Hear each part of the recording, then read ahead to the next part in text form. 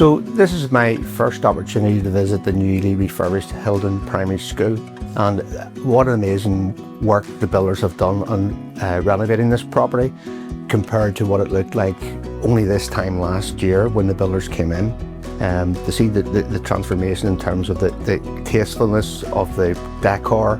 and just the pure workmanship that's gone into the property. The tasteful posters around the area you'll see, it's just an amazing job. This £2 million project has been funded by the National Lottery Heritage Fund, Resurgam Trust and our local council, which has absolutely transformed the area and will provide employment and leisure facilities and childcare facilities for our local community. I was speaking to people earlier on, there's a great lacking of good coffee shops for people walking along the lagoon, so it'll give an opportunity for people who are out for their Sunday walk or afternoon walk to come and use the facilities here. When you think that when the school closed in 2008, they had only 8 staff working in the place, and we're currently looking at employing 20 people in this establishment, so it's really good for the local economy here.